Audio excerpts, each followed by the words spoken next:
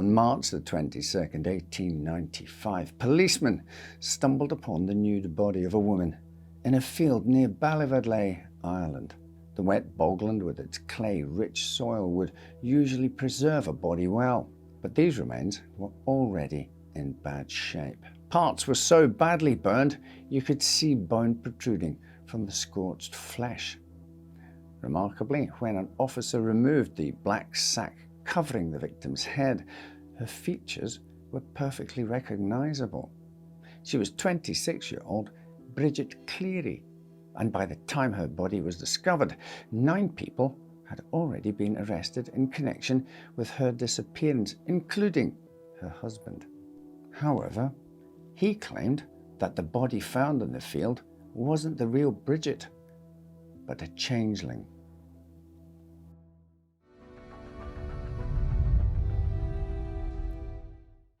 Back in the 1800s, Ballivadley was a tiny rural townland of just over 272 acres, located in County Tipperary.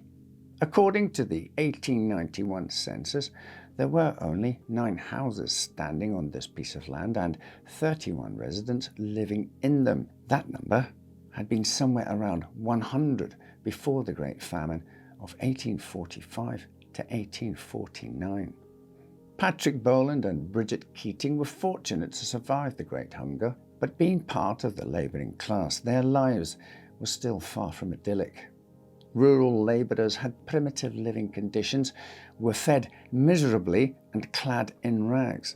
A big part of these families' income came from begging, usually done by women. Patrick and Bridget, who got married in 1856, had their own little mud-walled cabin near the bridge at Ballivadley. It was there that their daughter, also named Bridget, would be raised. Bridget Boland was born in either 1868 or 1869. She was not her parents' first child, but there is little to no information about Bridget's siblings, though apparently she had older brothers. Being likely the youngest in her family, Bridget seems to have had access to education, which back then included needlework as a central part of the curriculum for girls, in addition to Catholic doctrine and manners. Bridget would grow up to be a skilled milliner and dressmaker, eventually becoming the breadwinner of her family. During her time serving as a dressmaker's apprentice in Clonmel, Bridget met a cooper named Michael Cleary. The relationship between the two developed quickly, and in August 1887 they got married after Bridget had returned to Ballivadley. Bridget and Michael's marriage was quite unusual, as she was only 18 at the time and he was 26. The age difference itself was not that strange, but the fact that in 1800s Ireland, women usually married a lot later in life, if they married at all. It was also curious that Michael continued working at Clonmel and only visited his bride on the weekends. It was not typical for married couples to live apart. While Bridget had her reasons to stay with her parents in Ballivadley, her mother was not doing great. The couple's arrangement caused gossip. Nevertheless, the marriage seemed relatively happy. Michael's employment as a cooper, along with Bridget working as a dressmaker, having her own flock of chickens and selling eggs, put them in a far better position than most labourers in the 1880s.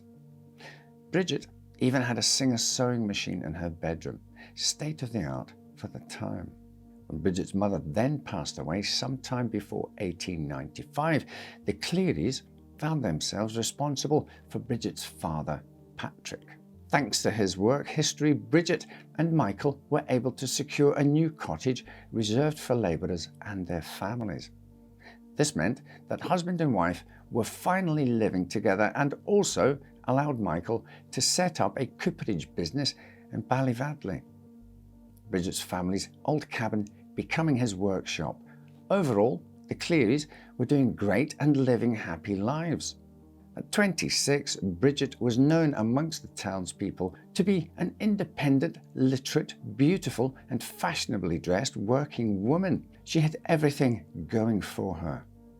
But then Bridget fell ill. On the cold morning of Monday, March the 4th, 1895, Bridget had been out delivering eggs. After she returned home, Bridget began shivering and could not seem to get warm even next to the fire. The following day, Bridget was feeling so bad she couldn't find the energy to rise from her bed and complained of having a raging pain in her head. By Saturday, as his daughter's condition was not getting better, Patrick walked 4 miles in heavy rain to ask Dr. Cleary to come and see Bridget. Michael would also visit with the doctor, twice pleading with him to visit his ill wife. He finally graced the Cleary household with his presence the following Wednesday.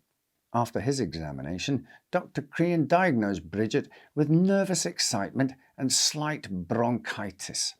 An interesting answer, but Bridget would have likely felt better in a few days after taking the medicine Dr. Cleary prescribed. However, Michael felt there was something far more sinister going on with his wife.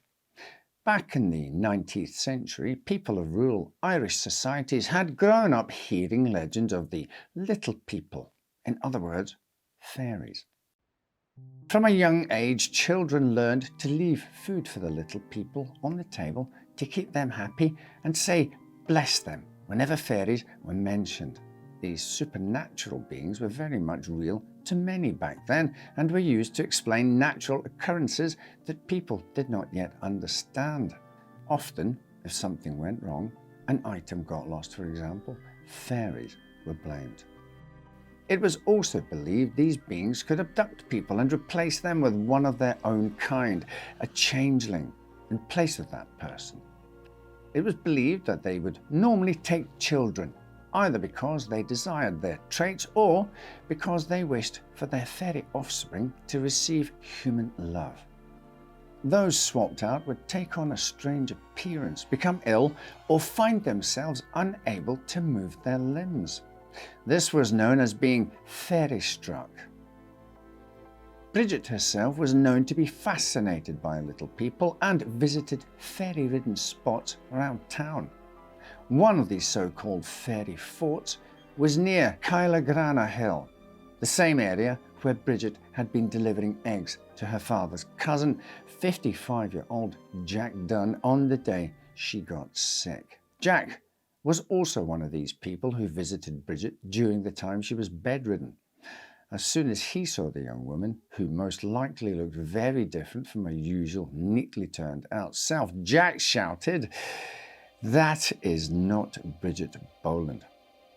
But by saying this, Jack was not trying to say that Bridget was so sick she did not appear like herself. Instead, he literally believed the woman lying in bed was not Bridget Cleary. Jack urged Michael to act immediately, saying his wife had been replaced by a changeling and the real Bridget would be lost without intervention. Michael followed Jack's advice and visited a fairy doctor named Gainey the following day. Gainey prepared without delay a mixture of herbs boiled in new milk, the milk from a cow that had recently calved that was normally seen as not fit to drink. This concoction was then forced down Bridget's throat while Jack and 3 male cousins pinned her down in bed in an event akin to an exorcism. Those standing outside the cottage heard shouting something along the lines of, "Take it, you witch, or I'll kill you. And away with you. Come home, Bridget Boland, in the name of God." In addition, Michael asked his wife the same question 3 times. "Are you Bridget Boland, wife of Michael Cleary, in the name of God?" Bridget was then carried next to the fireplace, the men holding her over the grate, as it was believed flames drove out the fairies. By Thursday night, the ritual seemed to be finished, and Michael appeared to be satisfied by his wife's progress. On Friday, March 15, Bridget was able to get out of bed and dress in her usual fashionable clothes. However, later that afternoon, the situation got heated again after Bridget had asked for milk during tea time. After all, fairies were known to love fresh milk. At this point, Bridget must have felt exhausted and frustrated and, understandably, did not want to go through the questioning again. She said to Michael, "Your mother used to go with the fairies, and that is why you think I'm going with them." That was enough to make Michael furious. After asking Bridget to tell her name 3 times while forcing bread down her throat, Michael tore off his wife's clothes, leaving only her chemise. He then took a flaming stick from the fire, poured lamp oil all over Bridget, and set her alight. While relatives present at the time screamed at him to put out the flames, Michael said, "She's not my wife. She's an old deceiver sent in place of my wife." And so, Bridget Cleary burned to death there on the floor of her new home. Once the flames had died down, Michael shoved his wife's body inside an old bag. Michael then threatened to kill Bridget's cousin, Patrick Kennedy, if he would not help him to get rid of the body. Together, they carried the bag a 1/4 mile uphill from the cottage and buried it in a shallow grave. Afterwards, Michael made the rest of the family swear they would not tell a soul what they had just witnessed. However, Michael would do just that himself the very next day. The following morning, Michael appeared restless. He visited Drangan Church with Jack Dunn, to whom he eventually confessed burning Bridget to death. In turn, Jack told the claim to the priest, who, understandably horrified, reported the conversation to the police. A search for Bridget was immediately launched, while Michael kept talking about either killing himself or emigrating, even though he hoped his real wife would come back. Instead of taking his life or running away, he waited for Bridget on Kylenagrana Hill for 3 consecutive nights. According to folklore, the person taken by the fae folk would return riding a white horse. Unfortunately, that did not happen. Instead, on March 20th, the Royal Irish Constables arrested Michael, fairy doctor Dennis Gainey, and 7 others. 2 days later, Bridget's badly burned body was discovered during searches in the fields of Ballivadley. News of what had happened quickly spread, and by the time the suspects were brought before the magistrates, an angry crowd were waiting for them. The case was said to be an example of the barbarism of people in rural Ireland.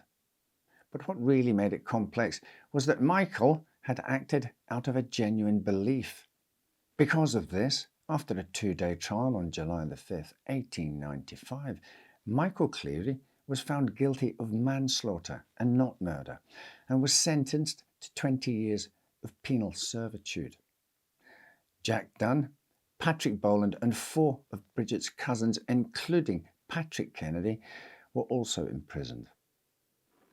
Michael was eventually released in 1910, after which he relocated to Montreal.